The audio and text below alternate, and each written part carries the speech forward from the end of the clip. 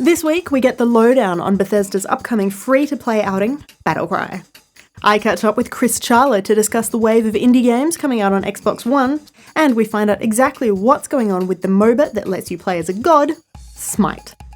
This is Player Attack.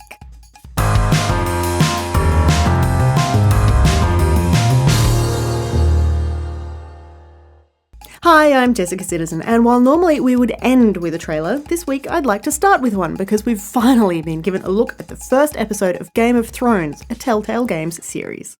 For centuries, the Foresters have been loyal bannermen to House Stark, a house of traitors.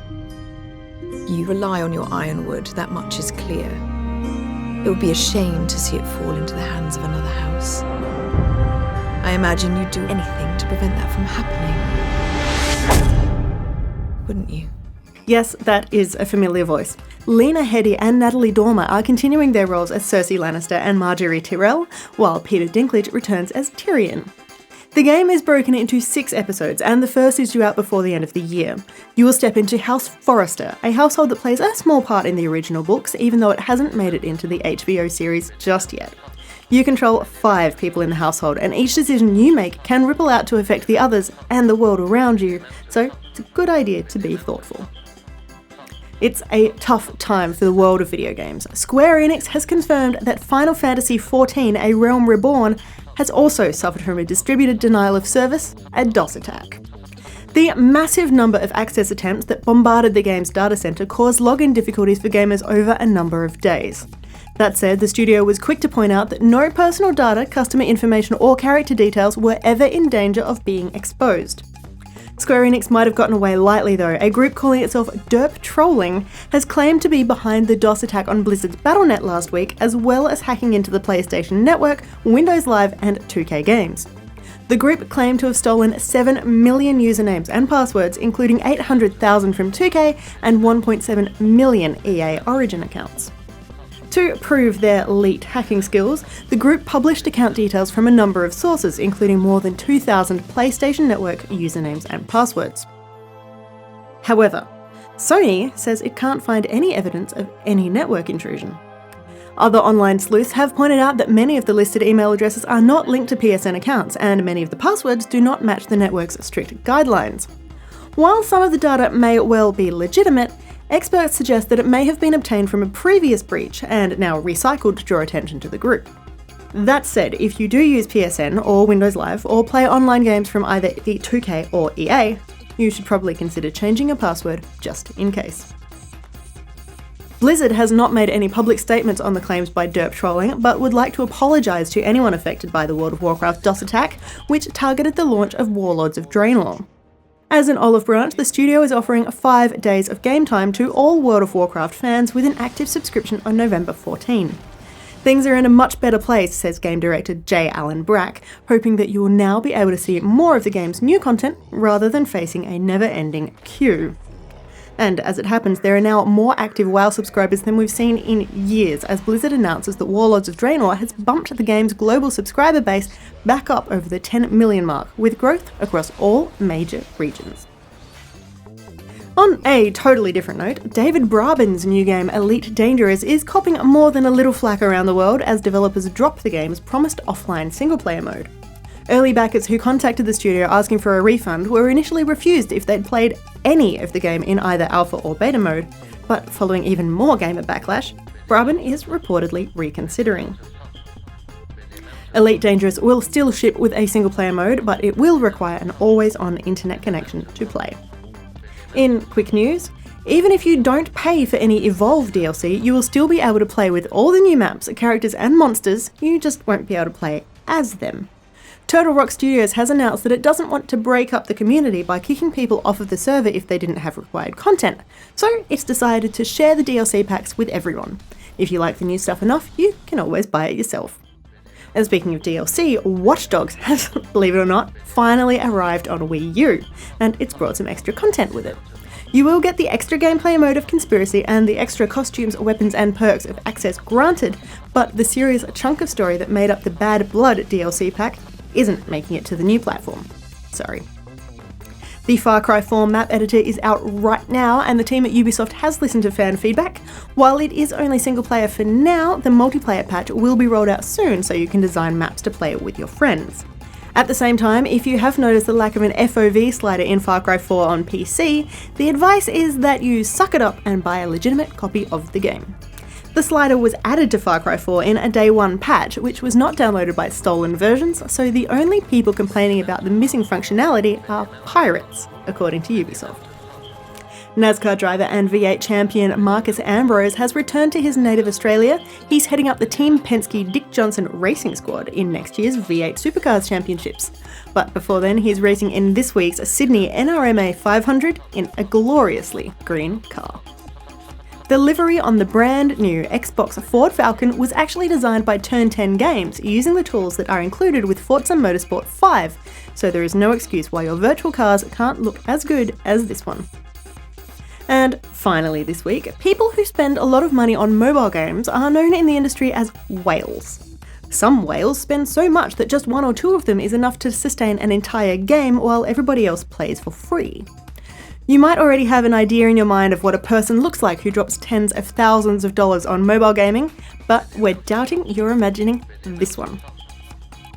That's John Lydon, formerly known as Johnny Rotten, lead singer of 70s punk group The Sex Pistols, who this week admitted that when he's not playing with post-punk band Pill, he's playing iOS games, and he's spent more than £10,000 on his addiction in just 2 years. That's about $15,000 US. He said he stopped playing now, but when he used to play his iPad a lot, he name-checks Australian-developed Real Racing among his favourites. For more information on any of these stories, or to keep up to date with the latest gaming news, head to playerattack.com. But for now, stick around, we've got plenty more still to come.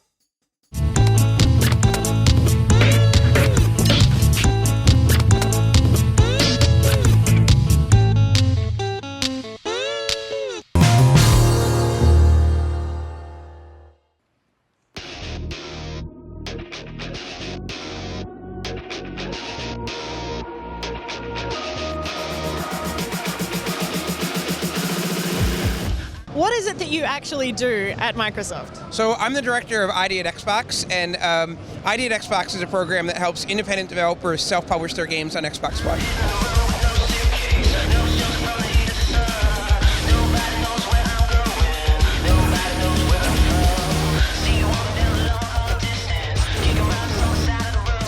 This is such a jump from the Xbox Live Arcade program that we saw with the Xbox 360. It's gone to such a different place. What was the driving force behind that? Well, I think when we started Xbox Live Arcade on 360, we saw some amazing super special games come out of that. Limbo, Castle Crashers, so many. And as we were getting towards Xbox One, we started to think, how do we help, kind of evolve our independent program. Independent creators are making such important games now, and we really thought it was important that on Xbox One, a game is a game. And so independent games now are in the exact same store that all the other games are. My program helps independent developers self-publish their games, and then as Microsoft, we try and use our resources to help promote the games so that players see this huge, broad array of content when they turn on their Xbox Ones. I'm not going to ask you to pick your favorite because I know that's like asking you to pick your favorite child, but what are some of the games that people should be keeping an eye out for? There's so many. So Screen Sheet, which is a game that just got announced for Xbox One yesterday, which is super cool. And that's from an Australian developer. Lovers in a Dangerous Space-Time is a super cool game. Hand of Fate is really cool. It's over in their booth, but it's really neat. Everybody should check it out. Gunscape, IDAR, there's a lot.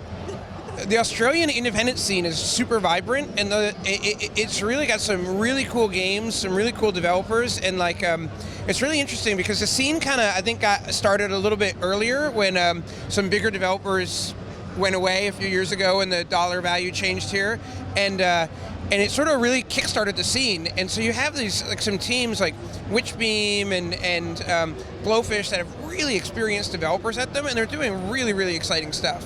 So it could be seen as a little bit of a phoenix rising from the ashes of all of the major companies deserting us.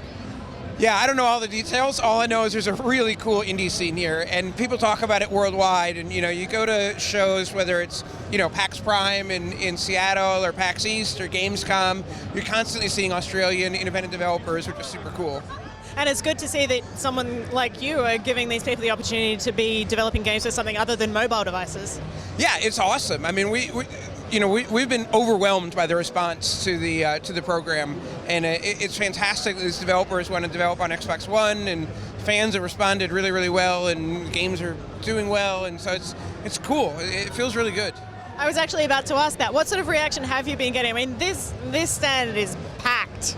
Yeah, absolutely. Like, people react really, really well to them. People love video games, right? So we love Call of Duty. There's a line for Halo that's all the way around the booth. Same with Sunset Overdrive. But people also love independent games, and when they turn on their Xbox One, they want the choices of like, hey, maybe I want to play Halo today, maybe I want to play iDark.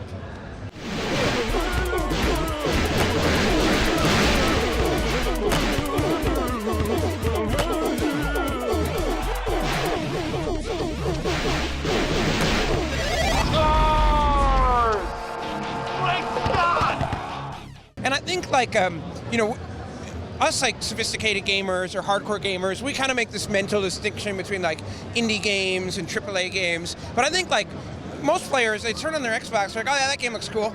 And gamers are pretty sophisticated. I think they're really able to evaluate the different value propositions that different games give. And it's all about offering more choice to people. It's not an either or thing or a zero-sum game. It's just sometimes you're in the mood for this, sometimes you're in the mood for that. How much input does Microsoft have into the independent developers? What sort of process is that? So the process is really simple. Developers apply to the program. We send them 2 dev kits for free, or free of charge, and they tell us what game they want to make, and we concept approve it just to make sure it's appropriate for the platform and all that. But we don't get involved editorially in their game. We really want, the same as we work with Ubisoft, and Ubisoft realizes their creative vision. Independent developers realize their creative vision. If they send us a build and want opinions, we're always happy to offer opinions, but it's really up to the creators to make the games, and then our job is to help them promote them and help them sell them.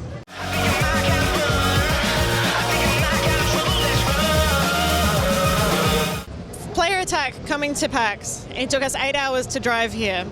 I hear a story that you, in fact, created a game during a road trip. Can you tell us about that, and what game was it that you made on this road trip? So it was Lizzie McGuire, When Cheerleaders Attack. Super cool game. And we were driving down to Disney to show them the game, and we had a milestone coming up, so we brought a laptop and a charger and everything, and one person would drive while the other person would design the levels. And then we got down to Disney, we showed them the levels, they were all excited. Then we drove back, the other person drove, and the other guy sat in the passenger seat and spent 6 hours designing levels. We got back to Oakland and we had half the game done. It's crazy. This is what you independent developers do, and this is what you are helping to enable for all of these people. Thank you so much for coming. Thank you so much for the program, and I hope you enjoy your time in Australia. Oh yeah, it's just super cool. Thanks a lot for having me, and and just thanks to all the cool Australian developers for making rad games. So thanks.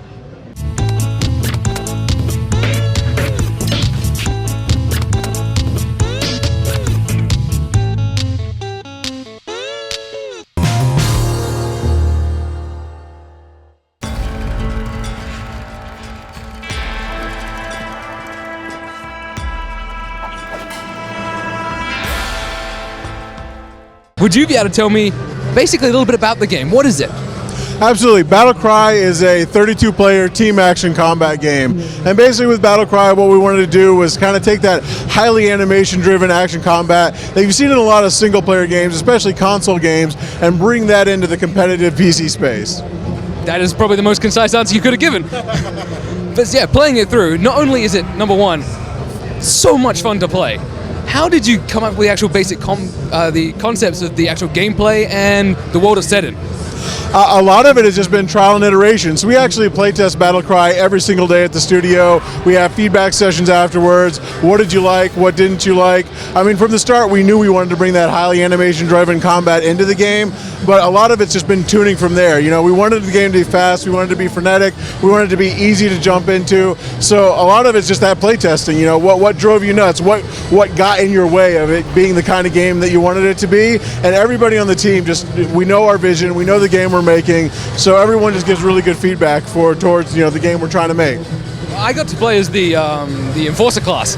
Jumping into that straight away, I was just dive rolling everywhere. I was using the grapple hooks, just trying to evade. That was awesome. How did you come up with the level designs to benefit all the different classes of players? So we have just an amazing level design team. They come from a big background of FPS design. So these guys have worked on Call of Duty maps. They've worked on Halo maps. They've worked on a lot of the most famous maps that have been around in the last 5 to 10 years.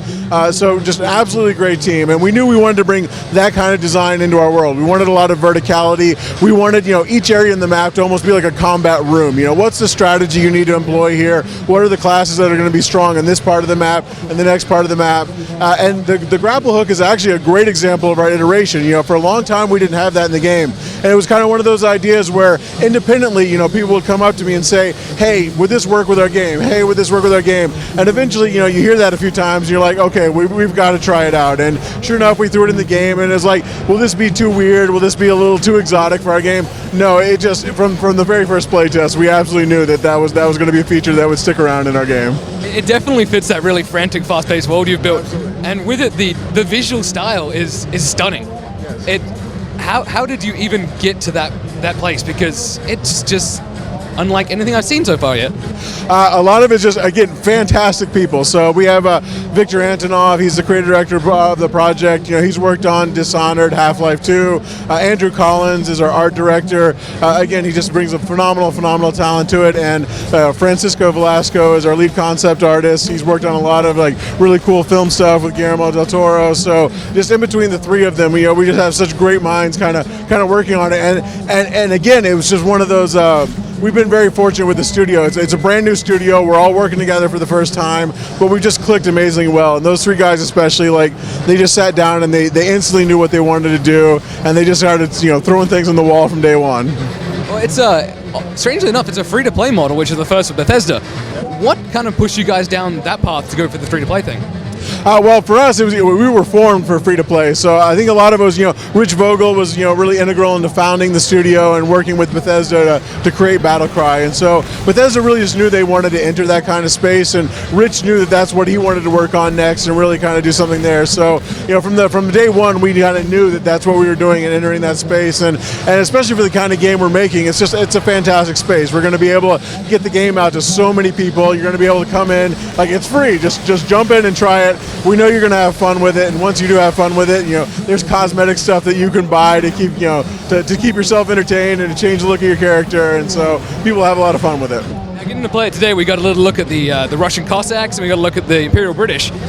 Can we get any hints towards coming nations that will be in the game next? No hints yet, but we're definitely looking forward to revealing it in the not too distant future. Canadians, the most special apology, power-ups and stuff? That could be a cool faction. Thank you very much for your time, man. When does the game when can we get our hands on it and actually play it? So beta's coming in early 2015. We're starting, here in Australia and New Zealand, and then we'll be rolling it out to the rest of the world from there.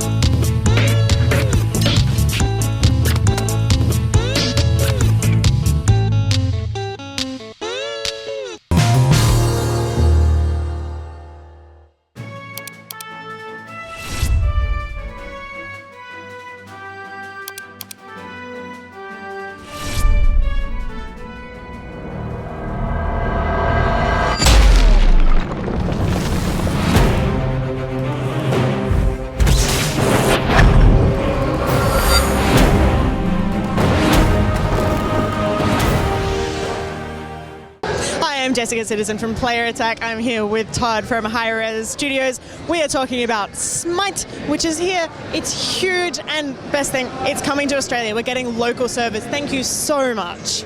Yeah, it's pretty exciting. I know that we released Smite in March, and so players around the region have been dealing with probably a ping of around 250, which for an online competitive game is not the best. So we're super excited that we can bring out servers. They're hosted in Sydney, and we had a community event the other night, and folks said they were getting ping of around like 30 to 40, some of them even 25. So yeah, it's awesome to be able to bring servers here and give a better gameplay experience to Aussie and New Zealand players. So with pings just dropping in rates like that, do you think that this could then help promote Smite as maybe an esports title down here? Yeah, we certainly hope so. I mean, we already have about 5% of our population is playing and has been playing, which is pretty typical for the game industry. So I think with local servers, players are going to be able to further develop their skill. Of course, on the downside, they're not going to be able to blame lag anymore. You know, it's just all about you now. But we've got actually a pretty exciting esports scene. Smite is the first franchise to hit the fastest franchise to hit the $1 million esport event. In that, in our first year, we're going to hit it with the January World Finals. So, yeah, it would be great as we go into Season 2 to see more Australian players participating in that scene.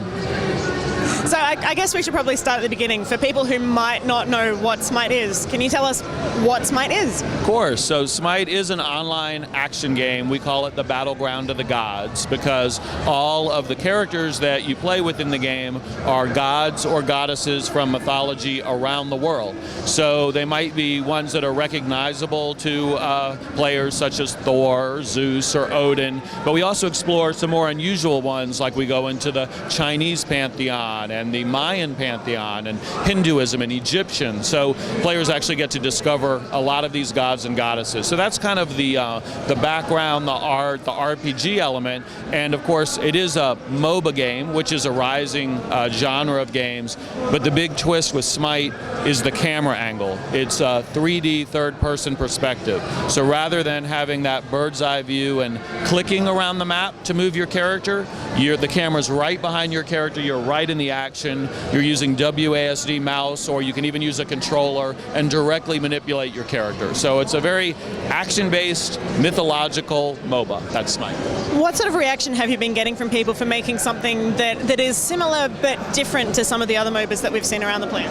Well, I think as you mentioned, it's different enough. So there's already quite a few established 2D MOBAs, and we didn't really feel like we needed to make another one of those just with different art. So we actually, as a developer, come from a background of doing shooters and action games. So that's really what we started with, is shooter and action mechanics. And so what we're seeing is we have some players who come from those other MOBA games, and they find things familiar because we have a map with 3 lanes and minions, and your character levels up in the match. Some of those things are very familiar.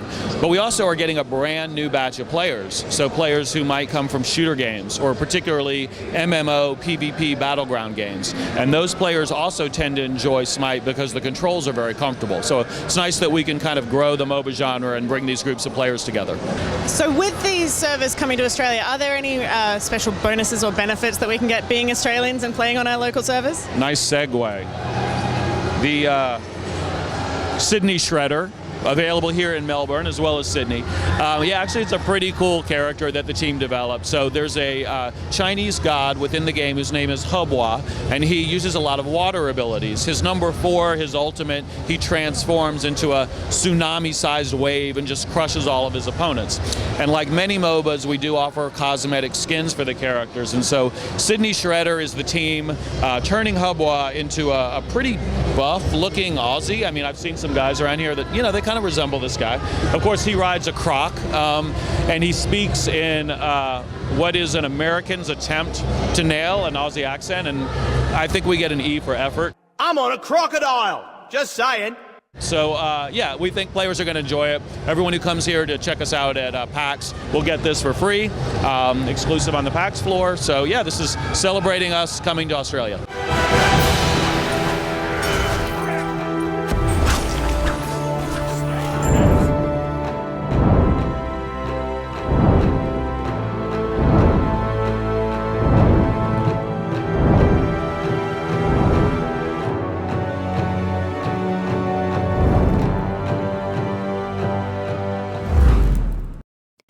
that's about it for this edition of Player Attack. Thanks for watching. Next week, believe it or not, is our final episode of 2014. Join us as Mel and I go through some Christmas gaming gift ideas, and Jonny Robot shows how easy it is to change a hard drive in your PlayStation 4. In the meantime, you can catch us on playerattack.com. We're on Facebook, YouTube, and Twitter. And if you've got something you want to say, send us an email, mailbox@playerattack.com, or just hop on our forums. Till next week, I'm Jessica Citizen, and this is Player Attack.